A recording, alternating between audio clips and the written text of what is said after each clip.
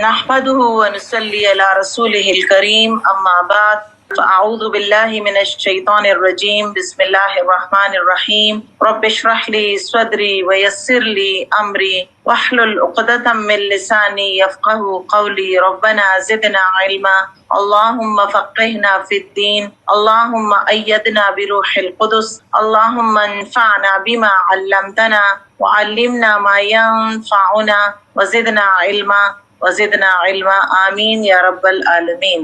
نننې زمونږ مضمون چې کوم دی هغه دی الله عدل احسان او د صله رحمي حکم ورکوي او د بے حیائی د برائی او د سرکشی نه منع کوي. سورہ نحل آیت نمبر 90 کے 90 کے اللہ تعالیٰ فرمائی ان اللہ یأمر بالعدل والاحسان وایتاء ذی القربى وینہا عن الفحشاء والمنکر والبغی یعظکم لعلکم تذکرون. بیشک اللہ د عدل احسان او د صله رحمی حکم ورکئی او د بے حیائی د برائی او د سرکشی نه منع کوي. تاسو ته نصیحت کوي د پاره د دې چې تاسو نصیحت قبول کړئ. الله تعالی مونږ ټول پیدا کړیو او هغه زموږ د ضرورت او د کمزوریانو نم خبر دی. هغه چې مونږ پیدا کړو نو دغه شانتي پرې نه خودو بلکې زموږ ضرورتونه د ژوندۍ د څونه ضرورتونه دي د هغې بندوبست را لوکو. د ژوندۍ په هر معامله کې زموږ رهنمایي وکړه. مونږ ته د ژوندۍ بهترین اصول راکړل چې مونږ له څه کول پکار دي او د کومو خبرو نه منع کېدل پکار دي. په واضحه طور باندې راته وایي چې په یو معاشره کې په یو کور کې دننه د کومو خبرو سره امن سکون او خوشحالي راځي او کومې خبرې په خپلو کې انتشار پیدا کوي دا ټول راته وکول. الله تعالی نه دعا ده چې هغه دې مونږ په خپل احکامات باندې د پوهې او پای باندې د عمل کولو توفیق راکړي د پاره د دې چې دا زندگی زمونږه پرسکون شي او د آخرت زندگی هم پرسکون شي. په دې آیت کې الله تعالی د څه کارونو کولو حکم راکړی دی او د څه کارونو نه منع کړی. الله تعالی د خپل بندگانو حق کې عدل او انصاف احسان او رشتہ دارانو ته د ورکولو حکم ورکړي. د فحش برائی او د سرکشی نه منع کوي. دا خبرې د دې لپاره ښودل کېږي چې په دې عمل وکړي. دا د قرآن مجید جامع ترین آیت شدیر بن شقل روایت ته چې ما د ابن مسعود رضی الله تعالی عنه نه واوریدل چې هغه وی چې په قرآن کې د ټولو نه جامع آیت د سورہ نحل دا آیت دی ان الله یأمر بالعدل والاحسان وایتاء ذی القربى وینهى عن الفحشاء والمنکر والبغي یعظکم لعلکم تذکرون. په دې کې الله د درې بلایانو او د درې برایانو ذکر کړی دی. درې بلایانې عدل احسان او ایتاء ذی القربى دي او درې برایانې فحشا منکر او بغي دي. د دې درې بلایانو د کوم چې ذکر شوی دی په دې کې ټول بنیادی نیکیانې ښودلې شوي دي او درې برایانې د کوم نه چې منع کړې شوي دي دا د انسان انفرادي او اجتماعي معاملات خرابولو والے دي. ټول بلایانې او برایانې په دې آیت کې شامل دي. حسن بصری وی چې هغې د اخره پورې دا آیت ولوسته او وی چې الله سبحانه وتعالی ستاسو دپاره په یو آیت کې ټول بلایانې ټول شر را جمع. پس ته الله قسم دی عدل او د احسان الفاظ د الله د اطاعت یو کار پرې نه ښوده بلکې ټول جمع کړل. په دې کې جمع کړه او د فحشا د منکر او د بغي الفاظو د الله د نافرمانی یو کار پرې نه ښوده بلکې هغه هر څه په دې کې جمع کړل. قتاده وی چې یو داسې عمل په حسن اخلاق کې نشته کوم چې عرب ښه ګڼو او الله د هغې کولو حکم نه ورکړی او یو داسې قبیح شی نو چې کوم عرب جاهلیت کې بد ګڼل کېده او الله تعالی د هغې نه خلک منع کړي دي. په دې آیت کې د کولو او د نه کولو کارونه وښودلی شو. نو ډیر د غور سره به اورئ چې دا کم کارونه دي چې موږ له کول دي او کم کارونه دي چې موږ له نه دي کول. مسله ټوله دغه ده نن سبا چې زموږ کوم حالات دي مسله هم ټوله دغه ده چې موږ ته د سره دا پته نشته چې څه کارونه کولو دي او کم کارونه نه ځان بچ کول دي. موږ هغه ټول کارونه کوو چې کم چې موږ ته وایي مه کوئ او موږ هغه ټول کارونه نه کوو چې د کم موږ ته وایي چې کوئ. نو دا زموږ معامله چې دا هغه الټه روانه ده د هغې په وجه باندې په دې کائنات کې دا دونه بد حل روان دی. الله دې زموږ په حالاتو رحم وکړي. ان الله یأمر د دې نه مراد دی چې بېشکه الله حکم ورکوي. نو چې کله الله حکم ورکوي نو بیا دا زموږ دپاره لازمه ده چې موږ د هغه حکم ومنو. ولې ځکه چې موږ په هغه باندې ایمان وروړو د هغه په کتاب باندې ایمان ساتو. د ایمان راوړلو مطلب هم دا دی چې څه درته ویلي کېږي هغه واخله. بالعدل والاحسان نه مراد دی عدل و احسان په تعمیل کې د علما اختلاف دی. عدل نه مراد انصاف او د احسان نه مراد د خلکو سره ښېګړه کول. دا هم ویل شوي دي چې د عدل نه مراد فرایض ادا کول دي او د احسان نه مراد مستحبات ادا کول، یعنی د فرض نه زیات شي، زیاته نیکي کول دي. دا هم ویل شوي دي چې عدل چې کوم دی هغه فرض دی او احسان نفل دی. ابن عباس نه روایت دی چې د عدل نه مراد توحید دی او د احسان نه مراد د فرایض او ادایګي ده. او ابن عباس نه دا روایت چې احسان کې اخلاص دی. او مقاتل وی چې د عدل نه مراد توحید دی او د احسان نه مراد د خلکو سره درگذر کول. یو بل قول دی چې الله افعال کې د عدل کولو او په اقوال کې د احسان کولو حکم ورکړي. ابن العربی وی چې عدل هغه دی کوم چې الله تعالی په خپل کتاب کې بیان کړی دی او د خپل رسول په زبانی خلکو ته ښودلی دی او د هغې د کولو حکم یې ورکړی دی. عدل کم شیزونو کې کیږي. عدل د بنده او د رب په منځ کې کیږي. عدل په معاملاتو کې کیږي، لکه څنګه چې خلک غشتل او خرڅول کوي، خرید او فروخت په معامله کې، په معاهداتو کې کیږي، په ټولو معاملاتو معاوضاتو کې دا ټول د عدل سره ادا شي. دا نه چې دوکه د چاله ورکړي شي. یو کس له د بل په حق کې کمی او ظلم نه دی کول پکار. په احسان کې څه سره راځي؟ خلکو ته د مال، بدن او د علم نه فایده رسول، تر دې پورې چې زناورانو باندې احسان کول. ابن العربی کول دي چې په احسان کې عقاید کې، عباداتو کې، د معاملاتو کې دا ټول شامل دي. عدل او احسان کې فرق. د عدل نه مراد حقدار ته داغه حق ورکول دي او د احسان نه مراد دویم کس ته داغه له حق نه زیات ورکول دي. څوک چې برایي کوي داغه سره ښه کول، خراب بد کول والا معاف کول، کټ کول والا سره یوځای کېدل، محروم کول والا لور کول. ابن عیینه وایي چې علی رضی الله تعالی عنہ د الله تعالی د دې فرمان په باره کې چې کله تپوس وشنو هغه وی چې د عدل نه مراد انصاف دی او د احسان نه مراد انصاف نه زیات یعنی مهرباني کول دي. عدل حکم دی او انصاف مستحب دی. عدل سره هر یو ته دغه حق ملو شي او احسان سره باهمي مودت او محبت، رحمت، تعاون او تکافل فضا قائم کیږي.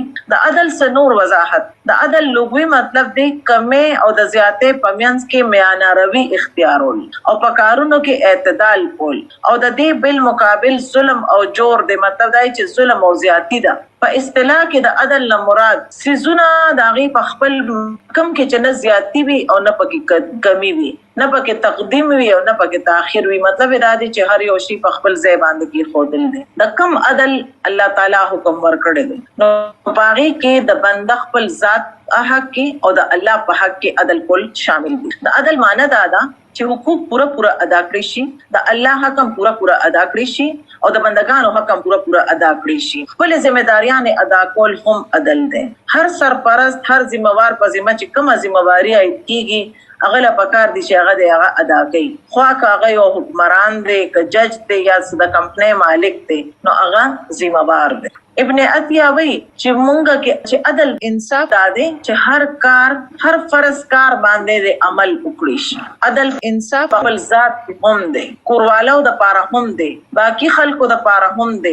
په انسان باندې واجب ده چې هغه خپل ذات او خپل کوروالو په باره کې عدل قائم کړي او د هغه خلکو په باره کې عدل قائم کړي د چا حفاظت چې الله د دې لپاره مقرر کړی دی. د خپل ذات سره عدل قائمولو نه مراد انسان د خپل ځان باندې یا یو داسې شی بوج د بزان وانه چې د کوم چې الله حکم نه دی ورکړی، یعنی چې کوم انسان یو بوج نشي اوچتولی نو هغه بوج د هغه بزان نه چي. د نیکه په کارونو کې داسې بوج نه چي کوم چې د کولو قابل نه، د طاقت مطابق هی د بوج اچي. ابن القیم وایي چې الله خپل رسولان را اولېږل، خپل کتابونه نازل کړه د پاره د دې چې عدل او انصاف قائم کړي او د دې نه مراد هغه عدل دی د کوم په بنیاد باندې چې ځمکه او اسمان قائم. نو مطلب دا دی چې سونه سيزونه چې قائم دي هغه کې الله تعالی عدل اخی. عدل د هر یو سیز نظام دی.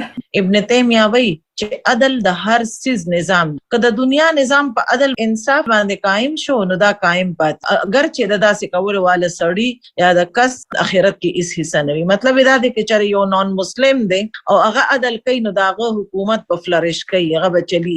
خو که یو حکومت ته هغه پای کې عدل نشته نو هغه حکومت نشي چلید. هر صاحب حق ته داغه حق ورکول عدل انصاف.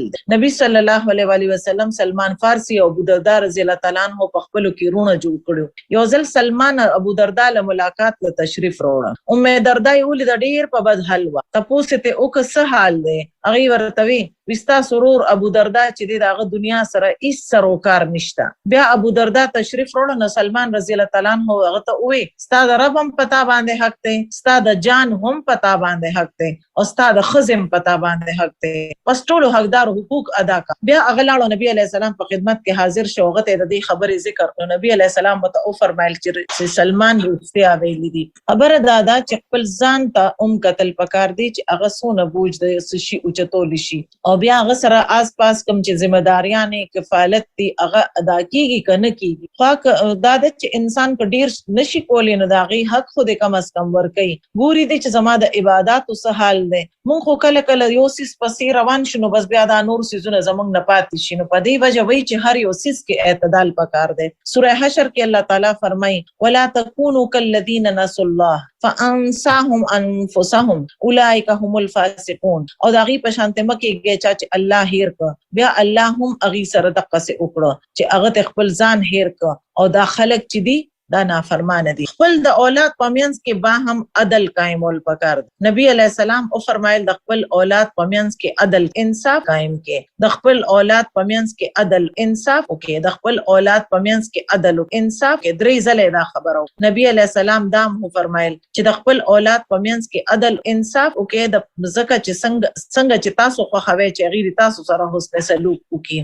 اولاد ته تحائف ورکولو کې عدل انصاف کول پکار دي. نبی صلی الله علیه وسلم او فرمایل د خپل اولاد پمینس کې تحفه ورکولو کې عدل انصاف کوي.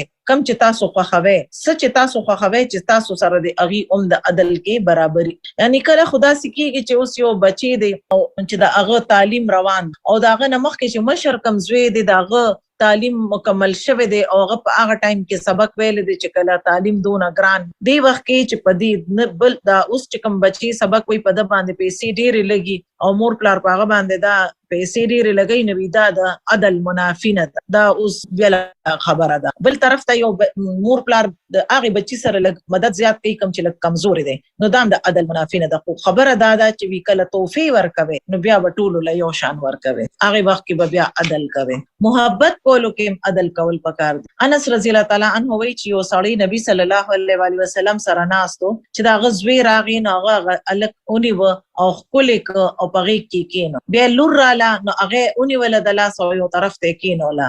نبی علیہ السلام وته وی تا پدې کې عدل ولي او په خزو کې عدل کول پکار دي. نبی صلی الله علیه وسلم او فرمایل د چا په نکاح کې چې دوه خزي دي او هغه صرف د یوې طرف ته مایل نو د قیامت په ورځ باغه په داسې حال کې راځي چې دا یو طرف په یو طرف ته ټیټ وي. دا په بل روایت کې ویل دي چې د داسې سړی به نیم جسم چې دی هغه به مړ وي. فیصلو کې عدل انصاف کول پکار. نبی صلی الله علیه وسلم او فرمایل بهشک انصاف کول والا د رحمان خې طرف ته بوي، د الله په نږدې د نور په منبر باندې بوي، د الله دوانه لاسونه خې دي او دا به هغه خلک وي کوم چې چا چې خپل فیصله د خپل اهل او عیال او د چا چې دي ذمہوار او پاغي کې به د عدل او د انصاف سره فیصله کولې. عدل انصاف نه کول والا سر د پاره وعید. نبی صلی الله علیه وسلم او فرمایل د لسو کسانو امیر به د قیامت پر ورځ په دې حال کې راوړل شي چې به تړل شي وي. داغه عدل انصاف هغه آزاد کی یا داغه ظلم باغه هلاک. د عدل انصاف مطلب دی میان روي.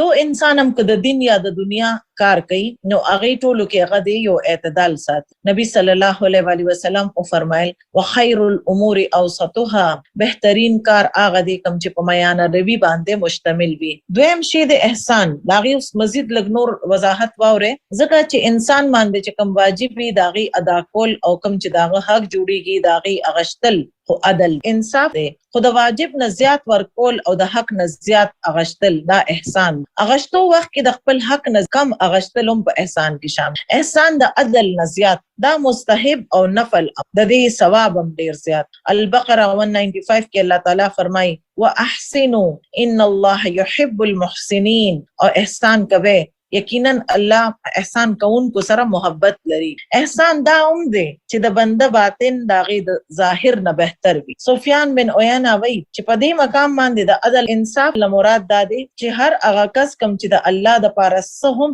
عمل کوي داغه د دنه او د بهر حالت یو شان، او احسان دا دی چې داغه باطنی حالت د ظاهری حالت زیات خوي. د احسان معنی او مفهوم. د احسان لفظ د برای په مقابله کې راځي. محاسن سوسیس خپل کولو او داغي د خوبصورتو کول لکه چې خسته کول په معنی کې مرضی ده. ایمان سره د احسان د لفظ راتلونه بیا د دینه مراد الله د نگرانی یقین کول دي، عمده او صورت خپل طریقې سره د اطاعت کول دي د الله. د احسان لفظ کبیل راشي نو د دینه مراد اره یو نیکی ده په کومه درجه کې چې مسوک وکیږي. احسان قابل تعریف او باعث اجر کار. تھانوی وی چې لفظ د احسان اطلاق چې د پدری سيزونو باندې کیږي. نمبر 1 د سسیز د طبیعت او د مزاج موافق کېدل. نمبر 2 د سسیز د خپل کمال ته رسول. نمبر 3 د سسیز قابل تعریف کېدل. امام راغب وی چې د احسان مطلب صدا سے کار کول دي د کم کول چې معروف وي. د احسان دو اقسام، چا سره خېګړه کول او په خپل عمل کې خېګړه، دا دو اقسام دي. مثلا قابل تعریف علم حاصلول او ښه عمل. علی رضی الله تعالی عنہ کول دي چې خلق خپل د ښه اعمال بچی دي، یعنی دی به دی سره منسوب کیږي. څنګه چې هغه علم حاصلای او څنګه چې اغي اعمال کوي، یعنی څنګه چې عمل وي د قشانته به تعریف کیږي او د قشانته به ربوي. د احسان په درجه کې عبادت کول. په حدیث کې راځي چې احسان د دې چې تاسو د الله داسې عبادت کوئ لکه چې تاسو هغه ته ګورئ، او که تاسو هغه ته نه ګورئ نو هغه خود درته ګوري. نو داغه په عبادت او داغه په اطاعت کې به خوبصورتی پیدا شي. احسان زمونږه الله عزوجل صفت هم ده. سوره السجده آیت نمبر 7 کې راځي چې الله تعالی فرمایي الذي احسن كل شيء خلقه وبدأ خلق الانسان من طين. هغه ذات چا چې کم شیم جوړ کو ډیر خولي جوړ کو او د انسان پیدایش د خاورې نه شروع کو.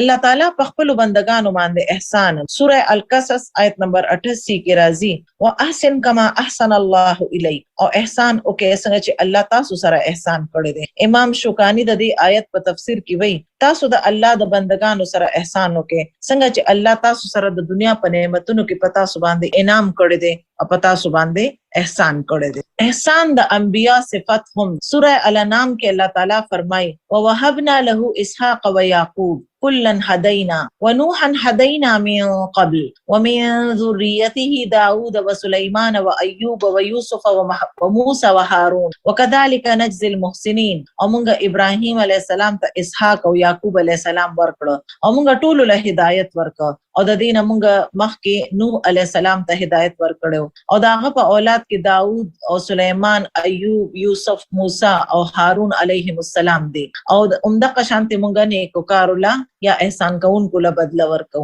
احسان بهترین بندگانو صفت. مسند احمد کې راځي چې نبی صلی الله علیه وسلم او فرمایل پتا سو کې بهتر خلق هغه دي د چا چې عمر وګدوي او هغه ښه عمل کول والے. او یو بل ځکه دا حدیث چې پورا کې نوې تاسو کې بدترین خلق هغه دي د چا چې عمر وګدوي او بد عمل وي. تاسو سوچو کې چې عمر هم وګدوي او ښه کارونه کوي نو هغه لپاره خو ډېر زیاتې نیکیانه به ول جمع شي. او چې یو کس عمر زیات ته په مخه باندې ګناونه کوي په مخه ګناونه کوي نو خو د ځان لپاره لا مصیبت. هر معاملہ کې احسان کول پکار. صرف په عبادت او بندگانو سره په معاملاتو کې نه بلکې د زناورو او ماحول سره هر یو سیس سره د هر یو سیس سره انسان د احسان رویه اختیار. نبی علیہ السلام او فرمایل الله تعالی د هر سیس سره د احسان واجب کړی دی. پس چې کله تاسو قتل کوئ نو د ښه طریقې سره، کله چې زناور علالوي نو د ښه طریقې سره، کله چې پتا سو کې او تاسو کې هر یو کس له پکار دي چې خپل چاړه د تیزه کې او خپل ذبیحې له راحت ورکړي. دلته چې وایي چې قتل کوي کنه، قتل مطلب دا چې قصاص. کله چې یو کس تبل کس په بدله کې قتل کیږي نو هغه سره به ظلم نه کوي چې خلک وایي نوی تړپا کر مارونګا نو داسې نه دی کول پکار. بس هغه کې ښه طریقہ استعمالول پکار دي. سوره الملک آیت نمبر 2 کې الله تعالی فرمایي الذي خلق الموت والحیاة ليبلوکم ایکم احسن عملا وهو العزیز الغفور. چا چې مرګ او زندگی د دې لپاره پیدا کړه د لپاره د دې چې هغه تاسو ازمایش وکړي چې پتا سو کې څوک بهتر عمل کول والدي او هغه دې کوم چې مکمل اقتدار مالک ته او ډیر زیات بخون. نو دلته وګوره احسن عملا ویل شوی دی چې تاسو نه د ټولو نه ښه عمل کول والے څوک دی. لکه دا الله تعالی چې ما تاسو را پیدا کړیو زنګ د دې پیدایش دا مقصد چې کوم دی هغه د دې لیبلوکم ایکم احسن عمل چې پتا سو کې د ټولو نه کول عمل کول والے څوک دی. نبی صلی الله علیه وسلم او فرمایل تاسو چې چرته یې پس تاسو ښه طریقې سره د الله عبادت کوئ نو ته جنت بشارت سره به خوشاله شئ. په طهارت کې احسان کوئ. څوک چې پاکي حاصلوي د عمدت طریقې سره د حاصلې. څوک چې وضو کوي یعنی او د چردام کوي نو د ښه طریقې سره بیا د ادريږي او 2 رکعاته مونږ د ادا نو د خپل زړه او د مخ سره د الله طرف ته متوجه شي. توجه کول وال نو د داسې کس لپاره په حدیث کې د جنت بشارت. په اخلاق کې احسان. نبی صلی الله علیه وسلم فرمایي زما په نزد لکه ما زما نږدې تاسو کې د ټولو نه زیات محبوب او په آخرت کې زما سره د ټولو نه زیات نږدې به هغه کس وي د چا چې به اخلاق عمدوي. اوس ته احسان فائدې څه دي؟ احسان کول سره د الله تعالی مرګتیا ملاويږي. سوره النحل آیت نمبر 128 کې راځي ان الله مع الذين اتقوا والذين هم محسنون. یقین اوساته چې الله د هغه خلکو مرګري دي چې تقوا اختیاري او سوچ په احسان باندې عمل پیرا دي. سوره عنکبوت کې الله تعالی فرمایي والذين جاهدوا فينا لنهدينهم سبلنا وان الله لمع المحسنين. او چا چې زموږ د لپاره کوشش وکړو موږ به هغه ته ضرور خپل لارې وخیو او بهشکه الله د نیکوکارو سره مرګري دی. الله احسان کوونکو سره محبت لري او الله تعالی رضامندي ورته ملاوي. الله رحمت ملاوي. سوره اعراف کې الله تعالی فرمایي ان رحمت الله قریب من المحسنين. بهشکه د الله رحمت نیکوکارو سره نږدې دی. د دنیا او د آخرت بلایان ملاوي. سوره النحل آیت 30 کې راځي للذین احسنوا فی هذه الدنيا حسنه ولدار الاخره خیر ولنعم دار المتقین. چا چې نیکی وکړه داغه د پاره په دې دنیا کې بهتري ده او البته د آخرت کور خو ډیر هی بهتر او د پرهیزګارو سونه خپل کور دی. د احسان په بدله کې الله په بنده باندې احسان. سوره الرحمن کې الله تعالی فرمای هل جزاء الاحسان الا الاحسان. د نیکی بدله د نیکی نه سیوا بل څه ده. د احسان د وجه نه چې انسان ته کوم شرع صدر حاصلېږي. د احسان سره یو خاص خوشحالي حاصلېږي. د نفس پاکیزګي حاصلېږي. د احسان په وجه علم او حکمت ملاوي. احسان کول والا کس د ګناه نه محفوظ وي. احسان کول والا در اصل په خپل ځان باندې احسان کول والا تبا الله تعالی مزید خپل فضل ورکي. سوره البقره آیت نمبر 57 کې الله تعالی فرمایي وسنزيد المحسنين. او نیکی کول والا تبا زیات ورکو او احسان کول والا د هر خوف او د هر غم نه بپاک. الله د محسنینو اجر نه ضایع کوي. احسان کول والا د هر خوف او د غم نه بپاک وي. الله د محسنینو اجر نه ضایع کوي. سوره هود کې په آیت 115 کې الله تعالی فرمایي واصبر فإن الله لا يضيع أجر المحسنين. او صبر وکا بهشکه الله نیکی کول والا اجر نه ضایع کوي. احسان په نعمتونو کې د اضافي سبب. احسان د ایمان مغز دی. احسان د کولو د ټولو نه زیات حقدار هغه کس ته پچا چې الله احسان کول والا د لپاره اجر عظیم وعده شوی. و ایتاء ذی القربى او رشتہ دارانو لدا ورکول حکم ورکي. رشتہ دارانو سره احسان د پکار دي چې خلق کوي. اکثر خلق د دین غافل او داغي په حق کې سستی وکړي. الله څنګه چې د رشتہ دارانو سره د صله رحمی حکم ورکي همدغه شانته په احسان کولو کې خاص طور سره د رشتہ دارانو ذکر چې مونږه خپل ذمہ داریان مونږ لا پورا کول پکار دي. ولی چې بعض وخت داسې وشي چې کرسته نه واخلو نو ورته بیا نه واپس کو وعده ور سره وکړو هغه بیا نه پوره کو. نو دې ټولو سيزونو په اړه کې ډیر زیات احتیاط کول پکار دي. رشتہ داری پاللو سره برکتونه حاصلي. ابن عمر وای څوک چې د خپل رب تقوا اختیار کړي او صله رحمی کوي نو داغه په مرګ کې تاخير وکړي. داغه په مال کې اضافه وکړي. داغه کور والا هغه سره محبت کول شروع. د قیامت په ورځ خپل یو قرابتدار تلاړ شي او هغه نه صددا سي زائد سیز سوالو کې کوم چې الله غل ور کړی وي خو هغه پاره کې بخل کوي نو د داسې کس لپاره د قیامت په ورځ یو داسې مار راو باسل کیږي چې بخپل جبه بار ریست وي او غي ته بشجاع وي او دا به د داسې سړی د مړې تیزندې جوړیږي. دا د سلسله صحیحه حدیث دی.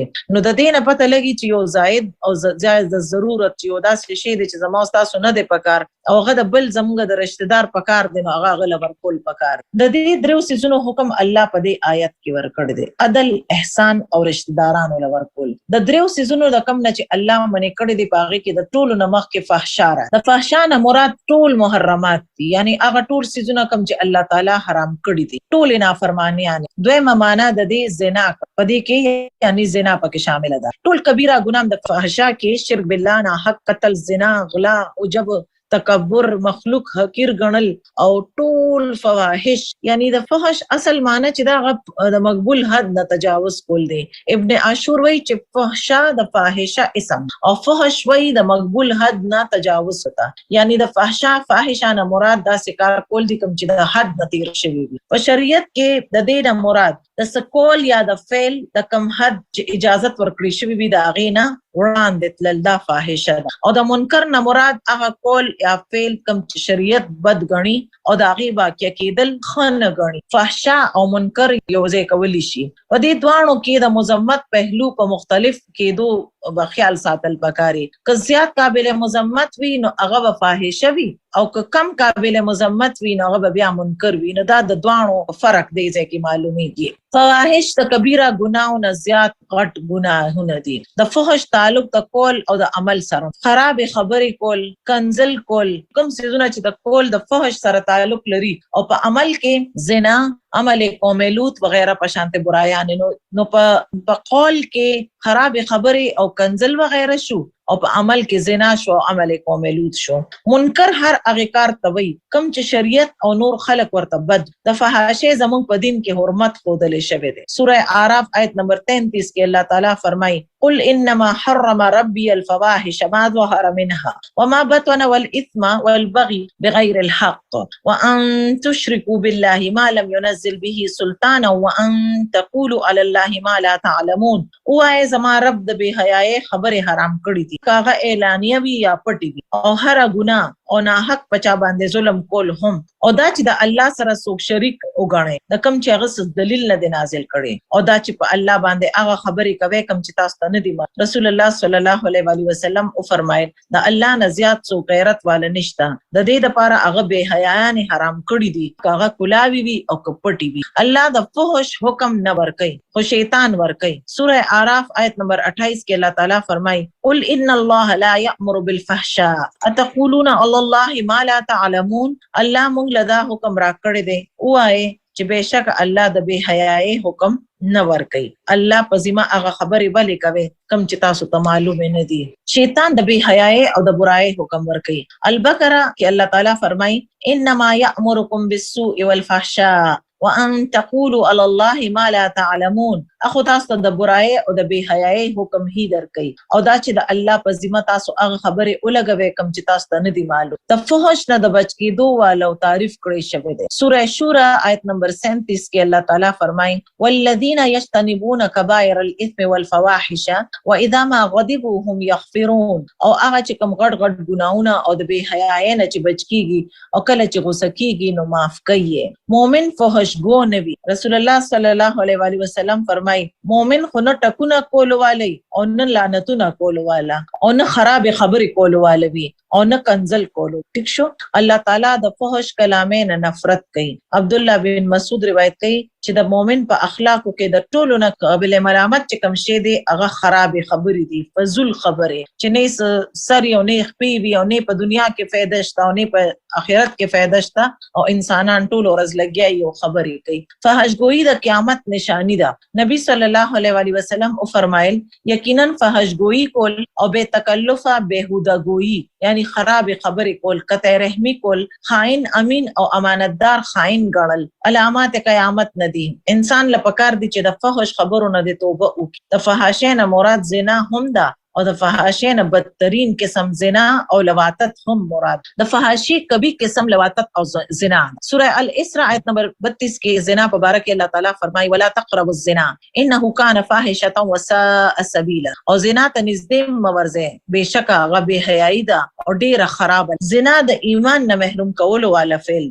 په حدیث کې راځي چې زنا کولو والا چې کله زنا کوي نو هغه مؤمن نه، کله چې غلا کوي هغه وخت کې مؤمن نه، شرابي چې کله شراب سکي نو هغه په هغه وخت کې مؤمن نه. او د توبې دروازه به هر حال کلاوه ده. که یو کس توبه وباسي هر ګناه ولا الله تعالی معاف. الله سبحانه وتعالی د غیرت ورکولو والا فعل دی. نبی صلی الله علیه وسلم او فرمایل اے محمد صلی الله علیه وسلم امت د الله قسم دې په دې خبره باندې چې الله نزيات غیرت بل اچا ته ناراضي چې دا یو بندا یا بندي زنا کوي. اے امت محمد صلی الله علیه وسلم والله سچ ما ته پته ده که تاسو ته هم معلومه شي نو تاسو به خان دې کم او جاړې زیات. د الله عذاب له دعوت ورکول والا فعل دی. رسول الله صلی الله علیه وسلم او فرمایل کله چې په یو بسته کې زنا او سود ظاهر شي نو تحقیق اغي په خپل نفسونو باندې د الله عذاب حلال. رسول الله صلی الله علیه وسلم فرمایل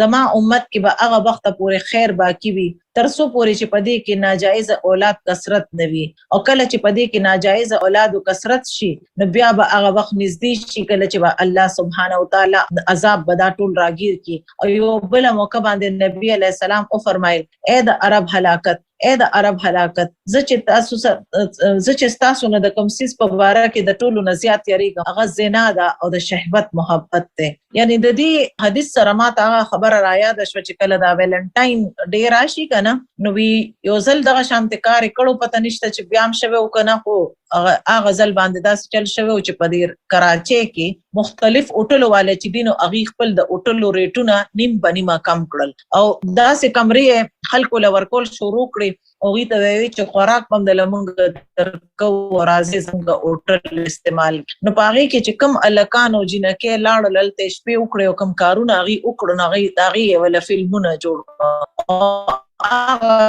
فلمونه غي بیا په خلکو باندې خرصول او میلینګ په شروع کړو. داسې طریقې سره اغي د پیسې د ګټلو یو نوې ځان کیږي نو بیا به ناجایز اولاد به نه پیدا نو دا ولې د الله عذاب په موږ باندې راغلی دی چې دون ازادي شو چې ازادي خلک کم زیاته او رسول او چې سونه خلک منې کې دون غي لخن ورکه غي وینه یروي دا تاسو وی دماغ خراب دي ونن سبا زمانہ کې موږ ځان پټول شو یا موږ دا کارونه کول الله دې موږ ته د نیکه هدایت د زنا د برزخ په زندګۍ کې سزا ورکړې شوې ده. نبی صلی الله علیه وسلم او فرمایل نن شپه ما یو خوب ولید چې دوه سړی ما ترالل اغي زما راسونه اونیول او زید ارض مقدس طرف ته بوتلم بیا عالم بالا تطلم موږ چې وړاندې شو نو د تنور په شانتي او کندې طرف ته روان شو د چا چې بڑا اوچته حصہ چې وان بره حصہ چې وا هغه تنگ وا ولاندنې حصہ چې وا هغه خ کولا وا ولاندې پکې اور بلید او کله چې بده اور شولې بړکاو شوي او هغه بره تر اوچته نو پاغي کې بس وزیدو والا خلق به هم بررال او داسې به معلومېدل چې غیبه اوس بهر را اوس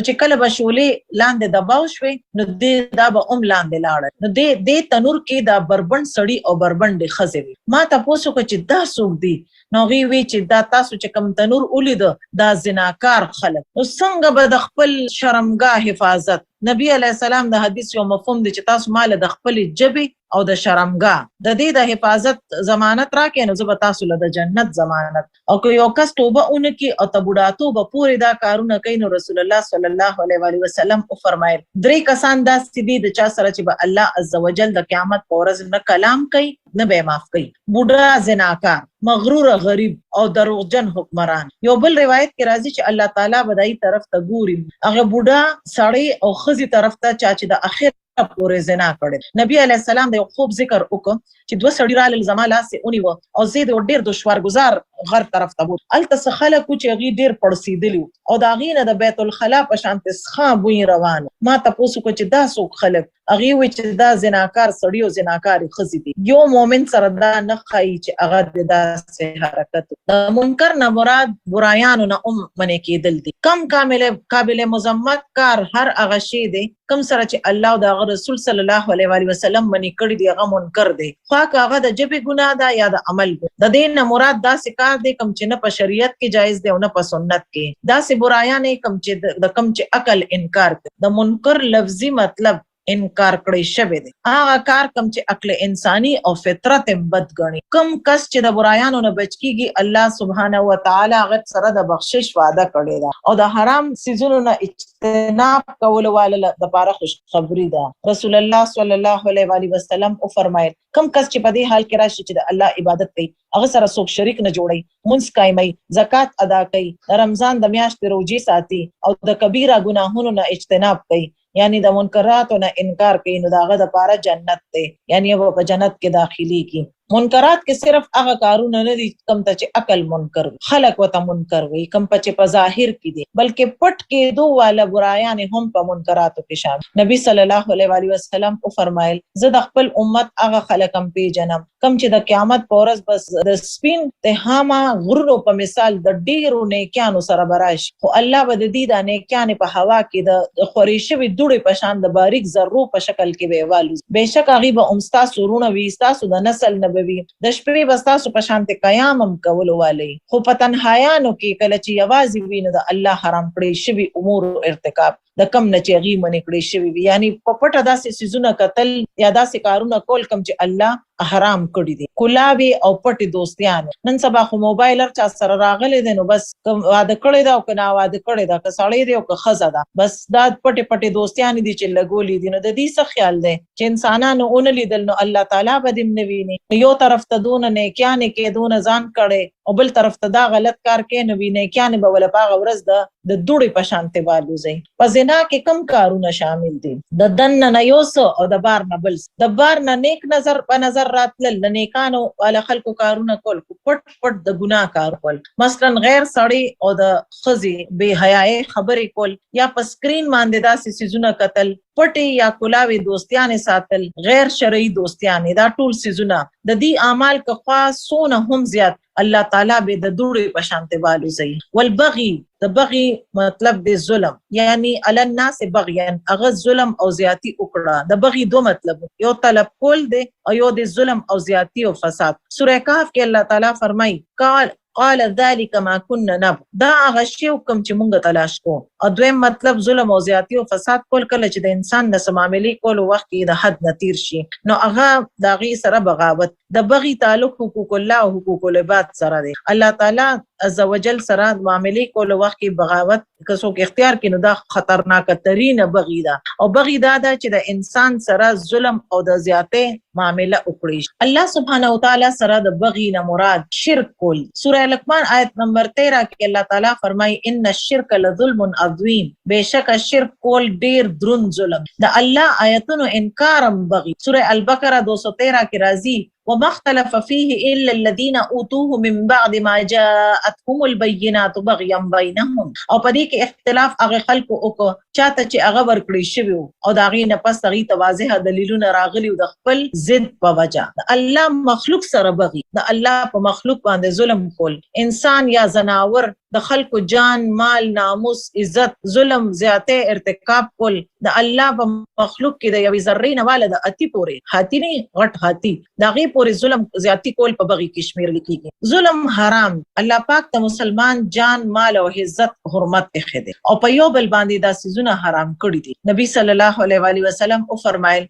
هر مسلمان د بل مسلمان رور دی هغه نه پاغه باندې ظلم کوي او نه هغه رسوا کوي او نه حقیر کوي پچا باندې مسلمان زیاتی کول په کوم یو مسلمان باندې زیاتی کول چې د الله ناراضګي باعث جوړي رسول الله صلی الله علیه وسلم فرمایي کم کس د دروغو قسمونه خوري د پاره د دې چې د چامال کم چې داغه په ذمہ باندې واجب الادا دی هغه د هضم کی نو هغه به الله سره په دې حال کې ملاويږي چې الله تعالی به ډیر ناراض هغه ګناهونه کم چې خلق واړه ګڼ داسې ګناه د الله پنيز ډیر غټ د چا په ځمکه باندې قبضه کول په حدیث مفهوم دی چې کڅوک ته چا په یو لیش ځمکه باندې قبضه وکړي نو د قیامت په ورځ به اوز مکه د اوز مکو توک د اوز مکو تیزندې به د پماره کې اچولې کیږي د مسلمان عزت په عمل کول او د چا غیبت وغیرہ کول دا ټول په دې کې راځي مونږه خو غیبت هم ورکوټي ګناه غنو کنه خدا ډیره غټه ګناه ده څوک چې په دنیا کې زیاتی کوي نو د قیامت په ورځ باغ سره سکی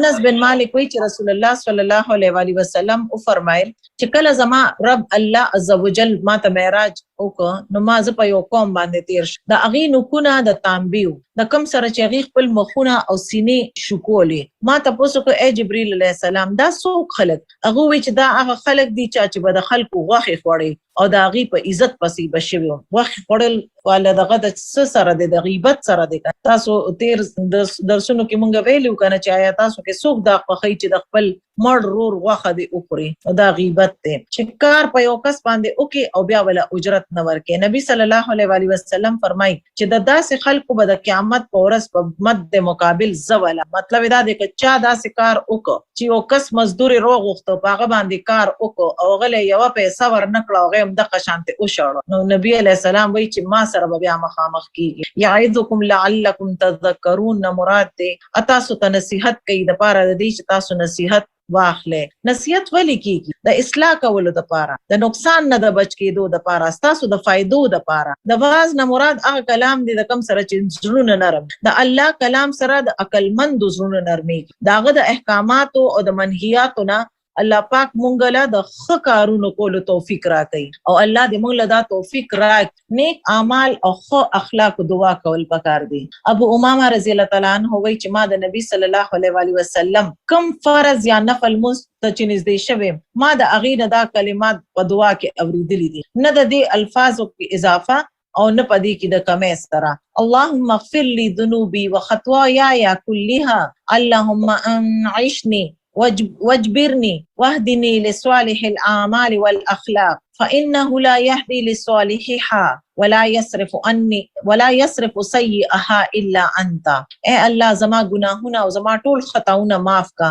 اے اللہ ما تندرست کا، زما کمیان پورا کا، نیک اعمال او اخلاق ته پاره زما رهنمایي وکا، ځکه چې ستانه سیوا د دې نیکانو طرف ته رهنمایي څوک نشي کولی او د هغې نه برایي هم څوک نشي اخفا کولی. د خراب اخلاق او د اعمالو نه د بچ کېدو ډېره ښکلې دعا ده، دا یاده کړه، الله دام یاده کړه او دا بل هم درته اوس ښیم. اللهم انی اعوذ بک من منکرات الاخلاق والاعمال والاهواء. اے الله بشک زه د خراب اخلاق، د خراب اعمالو او د خراب خواهشاتو نه ستاسو پناه غواړم. اوس د کولو کارونه د څه چې موږ ذمہوار یو په هغې کې عدل او انصاف قایمول، که هغه واړه وروڼه خویندې وي یا اولاد، د اولاد په منځ کې تحفې تحائف ورکولو کې عدل قایمول، د زندګۍ په هره معامله کې د احسان رویه اختیارول، چاته صرف بدله ورکولو په ځای د هغه سره د احسان معامله کول، رشته دارانو سره ناراضګي ده نو د هغې ناراضګي لرې کولو کې پهل کول، خپل رشته داري قایمولو دپاره په هفته کې یو ورځ مقررول، فحش خبرې کولو، فحش څیزونو کتلو، د فحش لیټریچر لوستلو نه لرې اوسېږئ. د دې په ځای د قرآن تلاوت کوئ، ښه کتابونه لولئ، ذکر اذکار کوئ، د منکراتو نه بچ کېږئ. چېرته چې منکر په نظر راشي نو هغه د لاس سره د بدلېدو کوشش وکړئ، که نی د ژبې سره او که نی نو کم از کم زړه کې خو ورته بد ووایئ، د الله نصیحتونه قبول کړئ او په دې باندې د عمل کولو کوشش وکړئ. وآخر دعوانا ان الحمد لله رب العالمين. سبحان الله والحمد لله ولا اله الا الله والله اكبر ولا حول ولا قوة الا بالله العلي العظيم. اللهم صل على محمد وعلى آل محمد كما صليت على إبراهيم وعلى آل إبراهيم إنك حميد مجيد. اللهم بارك على محمد وعلى آل محمد كما باركت على إبراهيم وعلى آل إبراهيم إنك حميد مجيد. اللهم آنس وحشتي في قبري، اللهم ارحمني بالقرآن العظيم واجعله لي إماما ونورا وهدى ورحمة. اللهم ذكرني منه ما نسيت وعلمني منه ما جهلت وارزقني تلاوته آناء الليل وآناء النهار واجعله لي حجة يا رب العالمين. إلهي آمين ثم آمين. ربنا آتنا في الدنيا حسنة وفي الآخرة حسنة وقنا عذاب النار. ربنا هب لنا من أزواجنا وذرياتنا قرة أعين واجعلنا للمتقين إماما. ربنا آتنا من لدنك رحمة وهيئ لنا من أمرنا رشدا. اللهم إني أعوذ بك من عذاب القبر ومن عذاب جهنم ومن فتنة المسيح الدجال ومن فتنة المحيا والممات. اللهم إني أعوذ بك من المأثم والمغرم. اللهم إني أعوذ بك من منكرات الأخلاق والأعمال والأهواء. اللهم إني أعوذ بك من الهم والحزن والعجز والكسل والبخل والجبن وضلع الدين وغلبة الرجال. رب اغفر وارحم وأنت خير الراحمين. ربنا آتنا في الدنيا حسنة وفي الآخرة حسنة وقنا عذاب النار. يا الله يا أرحم الراحمين يا ذا الجلال والإكرام يا نور السماوات والأرض يا بديع السماوات والأرض يا حي يا قيوم إني أسألك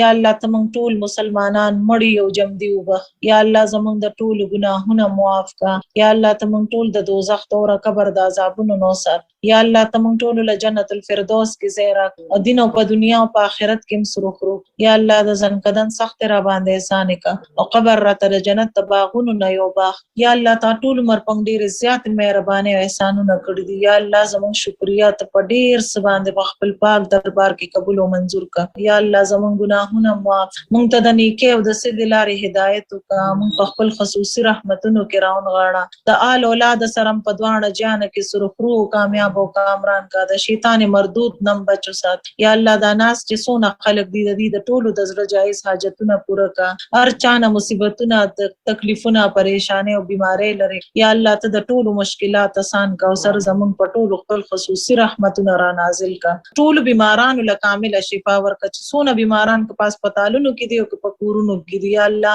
ټول له شفای کامله عاجله او مستمره ورکړه. ربنا تقبل منا انك انت السميع العليم وتب علينا انك انت التواب الرحيم. وصلى الله تعالى على خير خلقه محمد وآله واصحابه واهل بيته وذريته اجمعين برحمتك يا ارحم الراحمين. الهي آمين ثم آمين. سبحان ربك رب العزة عما يصفون وسلام على المرسلين والحمد لله رب العالمين. سبحانك اللهم وبحمدك نشهد أن لا إله إلا أنت نستغفرك ونتوب إليك. آمين يا رب العالمين.